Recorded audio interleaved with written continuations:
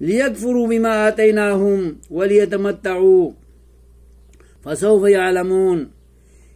یہ مشرک لوگ یہ کام کیوں کرتے ہیں کہ دیتا اللہ ہے لیکن غیر اللہ کے نام پر تھوپ دیتے ہیں۔ نجات اللہ دیتا ہے مگر وہ پیر کو نجات دہندہ کہتے ہیں، قبر والے کو کہتے ہیں، اور قبروں میں منو مٹی نیچے سوئے ہوئے بے جان لوگوں کو نجات دہندہ کہتے ہیں۔ یہ اس لیے کرتے ہیں لیکفروا بما آتیناہم، تاکہ یہ کفر کریں، ناشکری کریں، انکار کریں ان چیزوں کا جو ہم نے ان کو دیا تھا، ولیتمتعوا، اور یہ دنیا کی عارضی زندگی میں فائدہ کماتے رہیں۔ فسوف یعلمون، ان کو اپنا انجام قیامت میں معلوم ہو جائے گا کہ یہ دوزخ میں گر رہے ہوں گے اور جنت سے محروم ہوں گے۔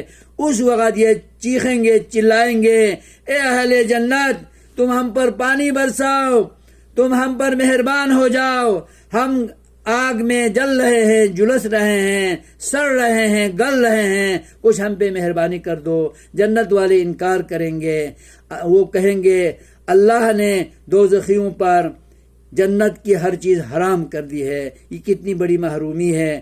لوگوں توحید کو اپناؤ اور اللہ ہی کے ہو جاؤ، اللہ سے بے وفائی کر کے کسی مخلوق سے وفا لینے کے امیدوار بن کر خود کو دھوکے میں مت رکھو۔ اللہ ہمیں سمجھ دے۔